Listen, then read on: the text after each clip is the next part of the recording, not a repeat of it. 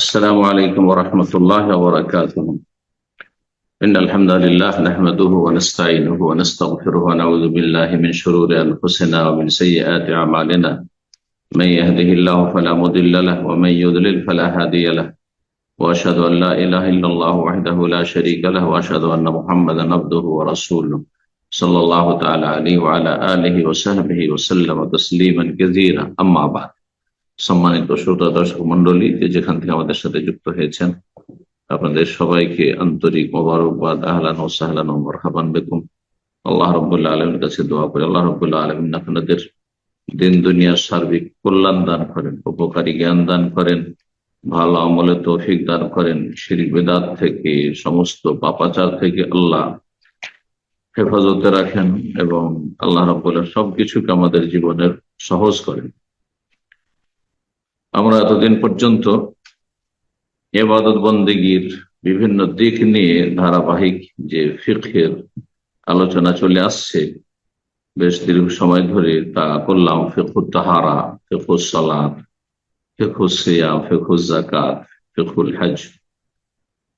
এই সমস্ত করার পরে কুরবানি, আকিকা, এই সমস্ত ধারাবাহিক আলহামদুলিল্লাহ আমাদের আলোচনা হয়েছে এই জুমের প্রতি রবিবারের প্রোগ্রামে। আল্লাহ রাব্বুল আলামিন এই প্রোগ্রামে এবং সমস্ত দিনই খেদমতে আমাদের যারা এর সাথে জড়িত রয়েছেন সবার আমলে, কর্মে, জীবনে সার্বিক ক্ষেত্রে আল্লাহ বরকত দান করেন এবং এই সামান্য খেদমত আল্লাহ রাব্বুল আলামিনের দিনে আল্লাহ যেন কবুল করেন। এখন আমরা ইবাদত শেষ করে মুআমালাত শুরু করব, মানে আদান প্রদান। মুআমালাত মানে আদান প্রদান, যেগুলিকে ইবাদত বলা হয় না, বরং একজনের আরেকজনের সাথে লেনদেন বা আদান প্রদান মুআমালাত। মুআমালাতের একটি গুরুত্বপূর্ণ বিষয় হচ্ছে বিবাহ শাদী। কিছু নিচ্ছেন, কিছু দিচ্ছেন আপনি, জি, বৈবাহিক সম্পর্ক। তো আমরা ইনশাআল্লাহ তাআলা ফিকহুন নিকাহ আজকে শুরু করব। আজকে তারিখ আরবি 4 মুহররম 1447 হিজরি, নতুন বছরে আমরা পদার্পণ করেছি মোতাবেক 29 জুন 2025। আল্লাহ রাব্বুল আলামিন আমাদের গত জীবনগুলি যে চলে গেছে ভুল ত্রুটি আল্লাহ মাফ করেন এবং আল্লাহ রাব্বুল আলামিন আগামী জীবনে আমাদেরকে নেক হায়াত দান করেন, ভালো কাজে আল্লাহ রাব্বুল আমাদেরকে নিয়োজিত রাখেন, আর মন্দ কথা কাজ থেকে আল্লাহ অনেক দূরে রাখেন। তো ফিকহুন নিকাহ, বিবাহের মাসাইল নিয়ে আজকে পর্ব নম্বর 1 আমরা শুরু করব। আজকের বিষয়বস্তু বিবাহের তাৎপর্য, ফজিলত, মহত্ব এবং হিকমত, তত্ত্ব, রহস্য। এই কয়েকটি দিক রয়েছে। ইনশাআল্লাহ তাআলা সংক্ষেপে আমরা সেই বিষয়গুলি অল্প সময়ে পেশ করার চেষ্টা করব। বিবাহকে আরবি ভাষায় নিকাহ বলা হয়। নিকাহ, এর নিকার আবিধানিক শাব্দিক অর্থ হচ্ছে কোনো কিছুকে মেলানো, একদম মেলানো, একটি বস্তুকে আর একটি বস্তুর সাথে মেলানো, অত্তাদাখুল, একটি আর একটির ভিতরে প্রবেশ করানো বা ছেদন করা, এসব অর্থগুলি হয়ে থাকে। আর ব্যবহারিক অর্থে বিবাহকে সাধারণত বলা হয়, এটি প্রসিদ্ধ, নিকাহ মানে আজওয়াজ, আরবিতে অন্য একটি প্রতিশব্দ। বিবাহ, বৈবাহিক সম্পর্ককে নিকাহ বা জাওয়াজ বলা হয়।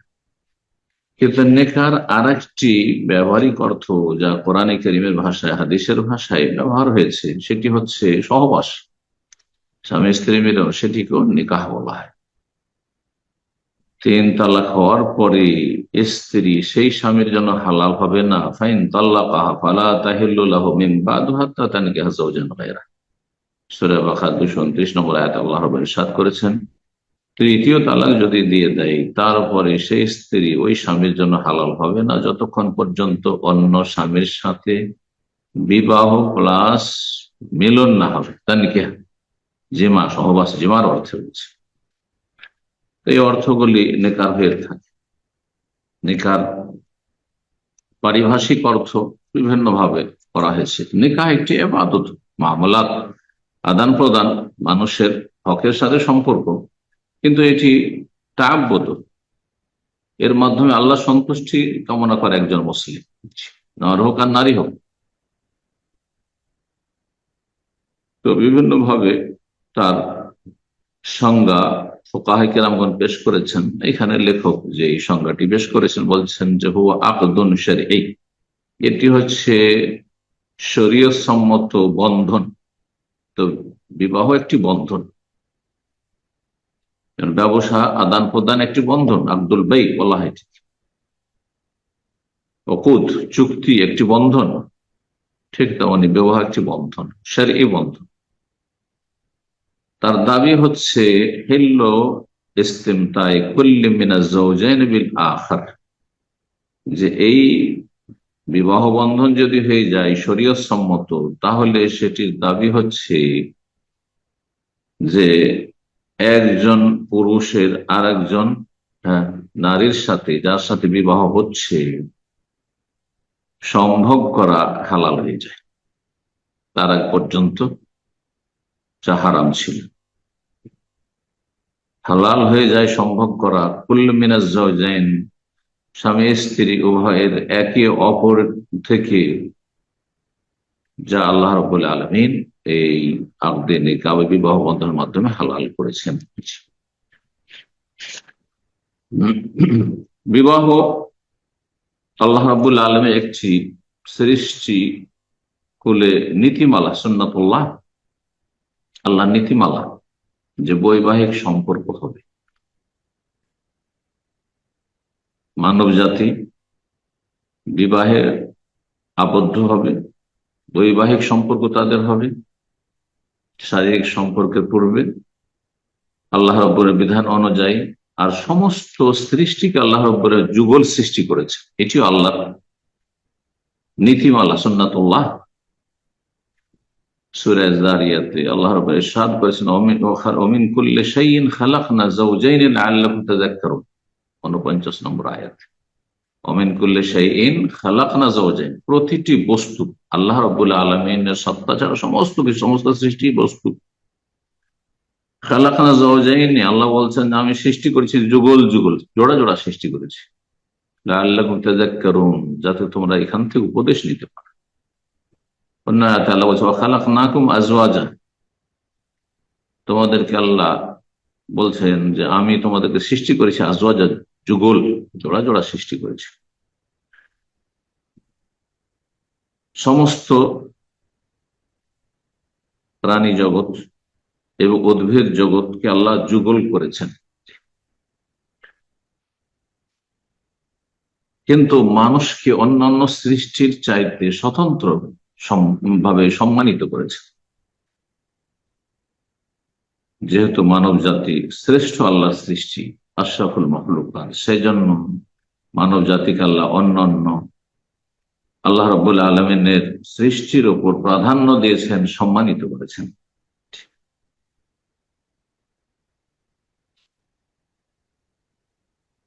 আল্লাহ রাব্বুল আলামিন মানব জাতির মান মর্যাদা যাতে করে সুরক্ষিত থাকে, সম্মান বহাল থাকে, অপদস্থ লাঞ্ছিত না হয়, ছোট না হইতে হয়, সেই জন্য আল্লাহ রাব্বুল বৈবাহিক আসমানি বিধান নাযিল করেছেন, শরঈ বিধান নাযিল করেছেন, যার মাধ্যমে একজন পুরুষের আরেকজন নারীর সাথে শারীরিক সম্পর্ক হবে, যেটি সম্মতির ভিত্তিতে হবে, বিনা সম্মতিতে নয়। যেমন ছেলের সম্মতি লাগবে তেমন মেয়ের সম্মতি লাগবে। পক্ষান্তরে পশু পাখির ক্ষেত্রে সেটা নেই, এবং সেখানে ইজাব এবং কবুল হবে, প্রস্তাব হবে, এক পক্ষ থেকে আর এক পক্ষ সেটা গ্রহণ করবে, সাদরে কবুল করবে, ভালোবাসা সম্প্রীতির উপর নির্ভরশীল হবে। সেটা নিছক দুনিয়ার স্বার্থ পূরণ হবে না, বরং সেটি হবে ভালোবাসা সম্প্রীতির ভিত্তিতে। এর মাধ্যমে সুন্দরভাবে মানুষ শারীরিক বা যৌন চাহিদা রয়েছে সেটাকে পূর্ণ করবে, শুধু তাই নয়, তার সাথে সাথে গুরুত্বপূর্ণ বিষয় হচ্ছে যে নিজের প্রজন্মকে বিনষ্ট হওয়া থেকে রক্ষা করবে। বৈবাহিক সম্পর্কের মাধ্যমে প্রজন্ম রক্ষা করা সম্ভব এবং চেনা সম্ভব যে কে আপন কে পর। এগুলি যে আপনার ছেলে, এগুলো মেয়ে, এটা একমাত্র মানুষকে আল্লাহ সম্মানিত করেছেন এইভাবে। এরা আমার বংশ, এরা আমাদের রক্তের। তার সাথে সাথে আল্লাহ রাব্বুল আলামিন নারী জাতিকে সুরক্ষিত করেছেন, যাতে করে যে কোনো ব্যক্তির সে শিকার না হয়ে যেতে পারে। একজন স্বামীর সাথে একজন নারীর শারীরিক সম্পর্ক থাকবে। জি। আল্লাহ রাব্বুল আলামিন যে কিভাবে সম্মানিত করেছেন মানব জাতিকে চিন্তা করুন, অন্যান্য পশু পাখির সাথে তুলনা করে দেখুন এবং বলুন আলহামদুলিল্লাহ। এখন আলোচনা করি বিবাহের ফজিলত বা মহত্ব সম্পর্কে। বিবাহ সৃষ্টিগতভাবে আল্লাহ রাব্বুল আলামিনের সুন্নাত, মানে নীতিমালা সৃষ্টি করলে বললাম, এই বিবাহ হচ্ছে সমস্ত আম্বিয়া রসুলগণের সুন্নাত, আদর্শ। মিন সুনানিল মুরসালিন, আম্বিয়া রসুলগণ বিবাহ শাদী করেছেন, সন্তান সন্ততি গ্রহণ করেছেন, তারা সংসার ত্যাগী হননি। এবং রাসূলুল্লাহ সাল্লাল্লাহু আলাইহি ওয়াসাল্লাম স্বয়ং এই বিবাহের জন্য উৎসাহিত করেছেন।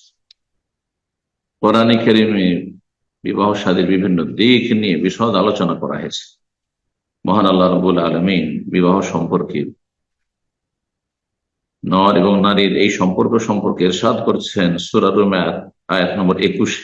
অমিন আয়াতিহি, আল্লাহ রাব্বুল আলামিনের নিদর্শনাবলীর অন্তর্ভুক্ত হচ্ছে আন খালাকা লাকুম মিন আনফুসিকুম আজওয়াজা, হে মানব, তোমাদের মধ্য থেকে তোমাদের জোড়া সৃষ্টি করেছেন।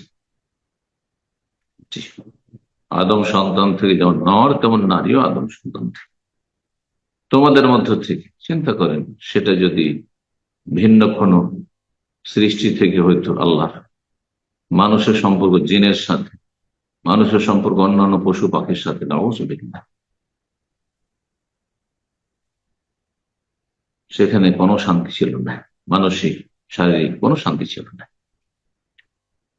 মিন আনফুসিকুম আজওয়াজা, তোমাদের থেকে আল্লাহ জোড়া জোড়া সৃষ্টি করেছেন। কি জন্য? লিতাসকুনু ইলাইহি, বিবাহের উদ্দেশ্য, যাতে করে তোমরা সেখানে প্রশান্তি পেতে পারো। সুকুন, ইতমিনান, প্রশান্তি, মানসিক শারীরিক শান্তি যে রয়েছে, সেটা অনুভূত একজন বিবাহিত ব্যক্তির জন্য। ওয়াজআলা বাইনাকুম মাওয়াদ্দাতাও ওয়া রাহমা, সেটা দুনিয়ার স্বার্থের উপর নির্ভরশীল নয়, বরং তোমাদের মাঝে আল্লাহ রাব্বুল ভালোবাসা এবং মায়া মমতা সৃষ্টি করে দিয়েছে। জীবনেও কোনোদিন তাকে দেখেননি, জীবনেও চিনতেন না, হ্যাঁ, কোনোদিন তার কথা ভাবেননি, স্বামী হোক অথবা স্ত্রী হোক, একে অপরের কথা ভাবেননি যে এর সাথে আমার দাম্পত্য জীবন কায়েম হবে। আল্লাহ আবার কিভাবে ভালোবাসা, সম্প্রীতি আর মায়া মমতা তৈরি করে দিয়েছেন। বাপ, বাবা, ভাই, বোন, আত্মীয় স্বজন, নিকট আত্মীয়, তাদের মায়ার চাইতে বেশি প্রাধান্য পেয়ে যাচ্ছে। আল্লাহু আকবার, তাদের ভালোবাসার চাইতে বেশি প্রাধান্য পেয়ে যাচ্ছে। ইন্না ফি যালিকা লাআয়াত, আল্লাহ বলছেন যে এই বিধানগুলিতে অনেক শিক্ষণীয় বিষয় রয়েছে, বহু নিদর্শনাবলী রয়েছে। নিদর্শন, আয়াত দুই রকম, আয়াতুন কাউনিয়া আর আয়াতুন শরঈয়া, দুটো দিয়ে আল্লাহকে চেনা যায়। তো আয়াত মানে যা দিয়ে আল্লাহকে চেনা যায়, জানা যায়। সৃষ্টিগত আয়াতুন কাউনিয়া মানে সৃষ্টিগত নিদর্শন। আল্লাহ রাব্বুল আলামিন আমাদের মাথা থেকে পা পর্যন্ত যা সৃষ্টি করে রেখেছেন এবং দিগন্তে চারপাশে যা সৃষ্টি করে রেখেছেন, যা আমরা দেখছি আর না দেখছি, সবকিছুতেই আল্লাহ রাব্বুল আলামিন নিদর্শন রয়েছে, চেনার উপায় রয়েছে। এই জন্য আল্লাহ রাব্বুল আলামিন নিজের শরীর নিয়ে গভীরভাবে চিন্তা করতে বলেছেন, গবেষণা করতে বলেছেন। অফি আনফুস আফালা তুবসিরুন। আর আল্লাহর আরেক আয়াতে বলেছেন সানুরিহিম আয়াতিনা ফিল আফাক ওয়া ফি আনফুসিহিম, তাদেরকে আমার নিদর্শনাবলী, আমাকে জানার চেনার যে আল্লাহর অস্তিত্ব রয়েছে, তোমাদের মালিক রয়েছেন, সৃষ্টিকর্তা রয়েছেন, প্রাকৃতিক ভাবে এসব হয়ে যায়নি হে মূর্খ নাস্তিক। এমনিতে কোনো কিছুই চলে আসে না বিনা তৈরি করেওয়ালা ছাড়া। সন্নুরিহিম আয়াতিনা ফিল আফাক, আমার নিদর্শনাবলী তাদেরকে আমি দেখিয়ে দেব। আল্লাহ বলছেন ফিল আফাক, দিগন্তে, চারপাশে, চারপাশে যত কিছু রয়েছে আল্লাহর সৃষ্টি, সেগুলিতে আল্লাহকে চেনার মাধ্যম রয়েছে, নিদর্শন রয়েছে। অফি আনফুসিহিম, তাদের ভিতরে রয়েছে।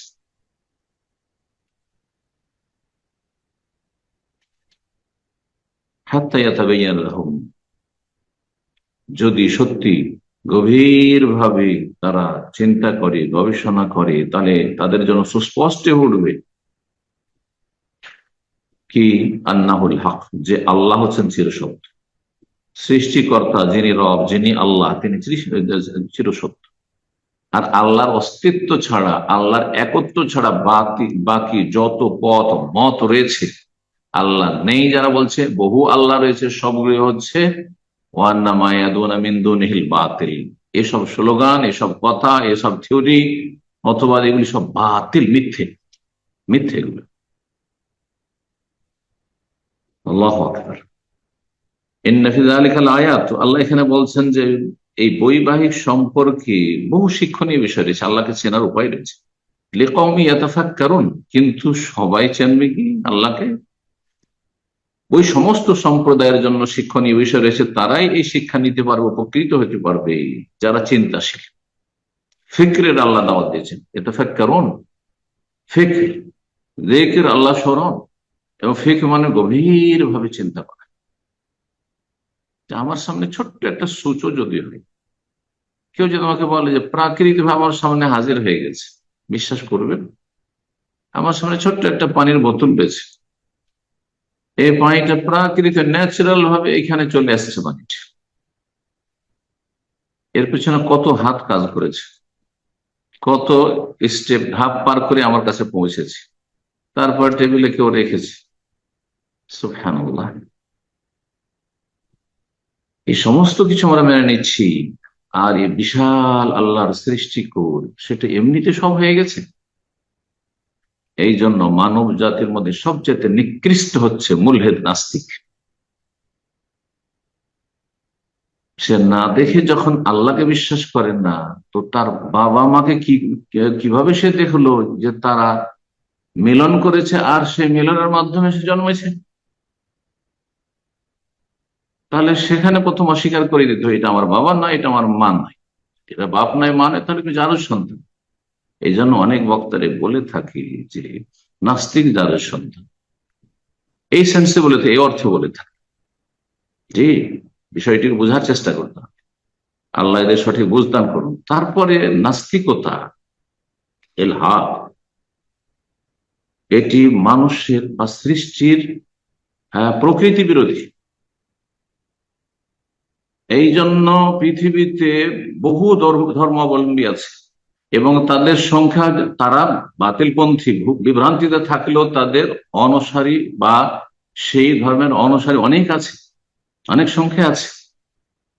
কিন্তু পৃথিবীতে নাস্তিকদের সংখ্যা তুলনামূলক নগণ্য, এবং তারা সবচেয়ে বেশি অশান্তিতে রয়েছে, যেহেতু তাদের মালিকের সাথে তারা সম্পর্কহীন। যার মালিকের সাথে সম্পর্ক নেই, তার জন্য দুনিয়া হচ্ছে ফাইন্না মাঈশাতাহু, ফাইন্না মাঈশাতু দানকা, ওমান আ'রাদা আন যিকরি ফাইন্না লাহু মাঈশাতান দানকা। তার জীবনটা হচ্ছে অশান্তির জীবন, সংকুচিত জীবন। জি, আরে ভ্রান্ত ধর্ম পালন করেও কিছুটা স্বস্তি পাচ্ছে মানসিক ভাবে, যদিও তাতে পুরোপুরি স্বস্তি নেই, শান্তি নেই। একমাত্র শান্তি রয়েছে আল্লাহ রাব্বুল আলামিনের আসমানি সিলেবাস, এবং সেই অনুযায়ী আল্লাহর সাথে, রবের সাথে, মালিকের সাথে সম্পর্ক রাখায় যে মানসিক, শারীরিক, আর্থিক, সার্বিক শান্তি রয়েছে, সুখে দুঃখে, যে শান্তি একজন মুমিন মুসলিম ফিল করে, অনুভব করে, সেটা পৃথিবীর কোন ব্যক্তি পায় না, কোন মানুষ পায় না। এই জন্য রাসূলুল্লাহ হাদিসে রয়েছে, ইন্না আমরাল মুমিনি কুল্লাহু খাইর, মুমিনের জীবনটা পুরোটাই কল্যাণকর, মঙ্গলজনক, শান্তিময়। খের আর খের, ভালো। আরে অসুস্থ থাকলেও ভালো, হাসপাতালে থাকলেও ভালো, আরে মারা গেলেও ভালো, দুর্ঘটনার শিকার হইলেও ভালো, সুখে থাকলেও ভালো, খেয়ে থাকলেও ভালো, না খেয়ে থাকলেও ভালো। কেন? মানুষের জীবনের দুটো দিক রয়েছে খুব গুরুত্বপূর্ণ, যাতে মানুষের প্রশান্তি হয়ে থাকে। মানুষ যখন কিছু পায়, আর যার কাছ থেকে পেয়েছে, রবের কাছ থেকে পেয়েছে, তার শুকরিয়া জ্ঞাপন করে, কৃতজ্ঞতা পেশ করে, তখন শান্তি পায়। হক আদায় করে দিল রবের শুক্রের মাধ্যমে। মানুষ যখন পায় না, তখন সবর করতে বলা আছে, ধৈর্য ধারণ করতে বলা আছে, সাবারা ফাকানা খায়রুল। উভয় অবস্থা ভালো। হয় আমার শুক্রের ইবাদত হচ্ছে পেলে, না পেলে সবরের ইবাদত হচ্ছে। জি, যদিও সবর, সবর হচ্ছে বড় তিক্ত, হ্যাঁ, কষ্ট লাগে। যেমন কিছু তিতা জিনিস আমাদের খেতে হয়, মেডিসিন হিসাবে খেতে হয়, বিভিন্ন দুনিয়ার স্বার্থে, বিভিন্ন স্বার্থে আমরা কত তিতা জিনিস খেয়ে থাকি, ব্যবহার করে থাকি। তো ঠিক ওই রকমই মুমিনের জীবনে হয় শুকর আছে, না সবর আছে।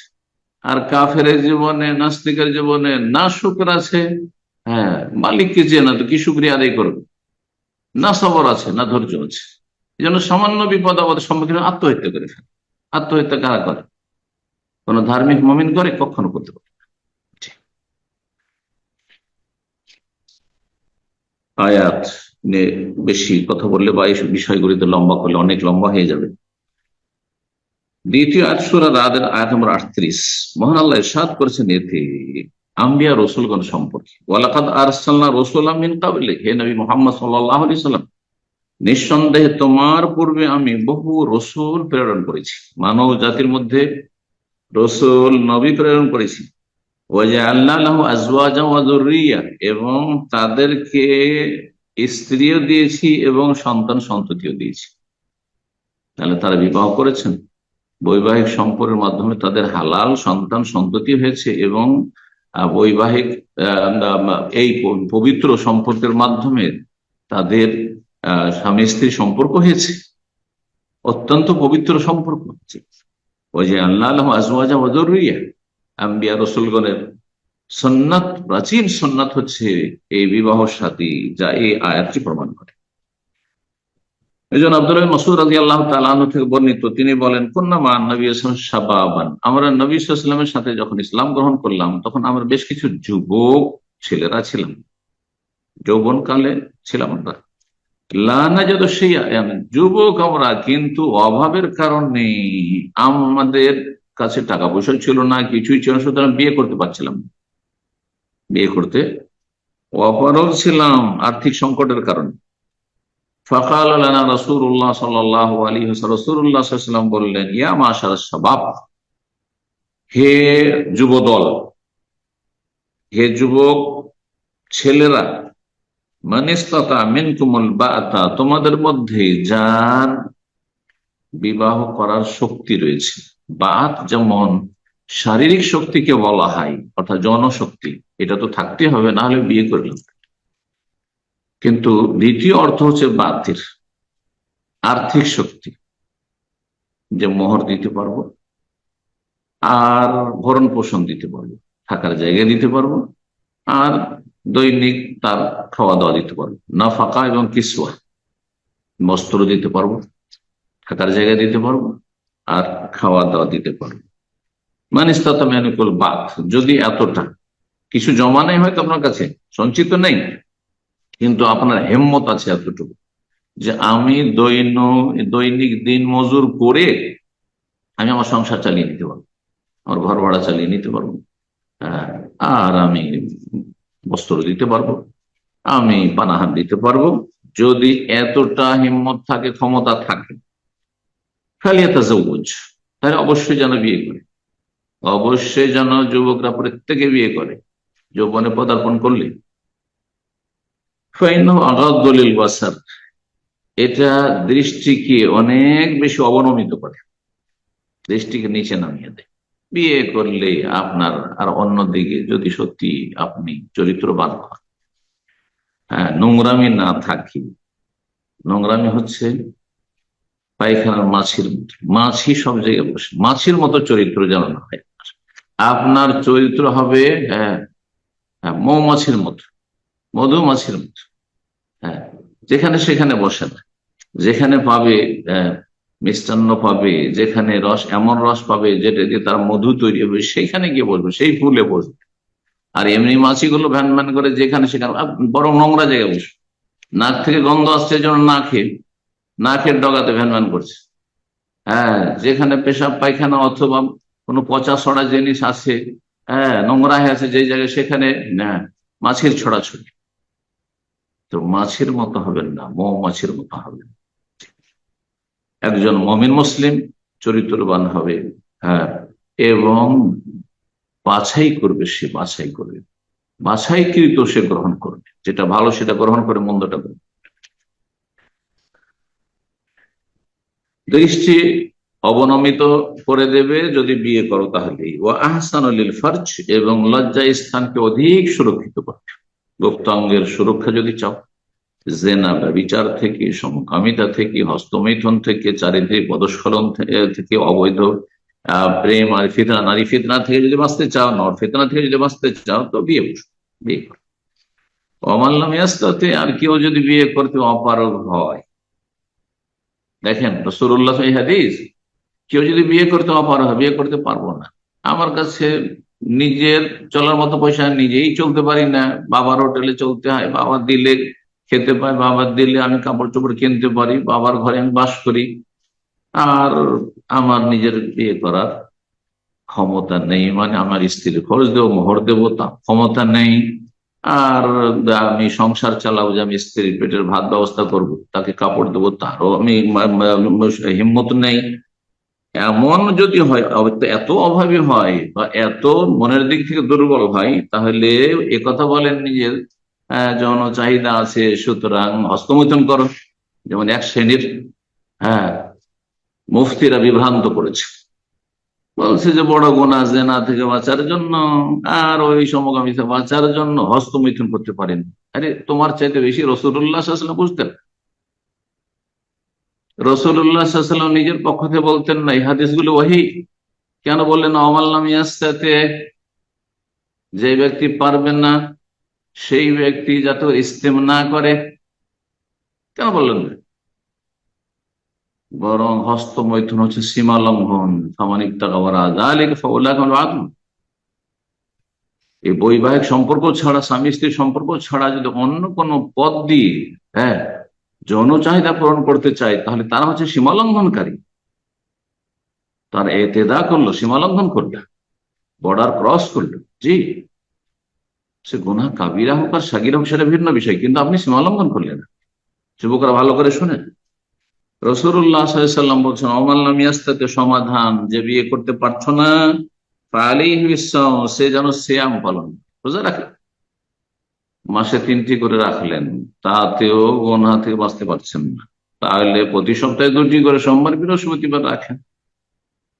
আরো প্রয়োজন আপনার রোজা রাখার, তো দাউদ আলাইহিস সালামের রোজা রাখেন, নফল রোজা রাখেন, একদিন রোজা রাখেন, একদিন বাদ দেন, এইভাবে এরকম আমল করেন আপনি। এটি সবচাইতে ভালো নফল রোজা, এর বেশি নয়। কারণ বেশি বেশি রোজা রাখলে, সিয়াম পালন করলে কি হবে, ফাইন্নাহু লাহু ওয়াজাউন, এই রোজা সিয়াম যৌন চাহিদাকে দমন করবে, ক্ষান্ত রাখবে। সিয়াম পালন করায় যেমন আপনি পানাহার কমালেন, তখন যৌন তাড়না কমে আসবে। তার চেয়ে গুরুত্বপূর্ণ বিষয় হচ্ছে রুহানিয়াত, আধ্যাত্মিকতা। যে সিয়াম যখন আপনি পালন করছেন, তখন সারা দিন আপনি সকাল থেকে, ফজর থেকে সন্ধ্যা পর্যন্ত আপনি পানাহার থেকে বিরত থাকছেন, এবং এই সেন্সে থাকছেন, এই একেনে যে আমি তাআব্বুদ করছি, ইবাদত বন্দেগীতে আছে, ইবাদত বন্দেগীতে আছে। যেমন মসজিদে বসে কেউ গুনাহ করবে, এটা ভাবা যায় না। তো তো যেই ব্যক্তি রোজা অবস্থায় সারাদিন আছে সেই ব্যক্তি সবসময় শুধু গুনার দিকে ধান্দা যাবে, মন যাবে, জেনা ব্যবসার দিকে মন যাবে, সমকামিতার দিকে মন যাবে, এটা হয়ে যাবে। এই জন্য রোজা এই দুই দিক থেকে উপকারী, শারীরিক ভাবে উপকারী এবং রোহানিয়াতের দিক থেকে, আধ্যাত্মিকতার দিক থেকে উপকারী। এই ক্ষেত্রে সহিহ বুখারী মুসলিমের হাদিস, সহিহ বুখারীতে এই হাদিসটি 5066 নম্বর, আর সহিহ মুসলিমের 1400 নম্বর হাদিস।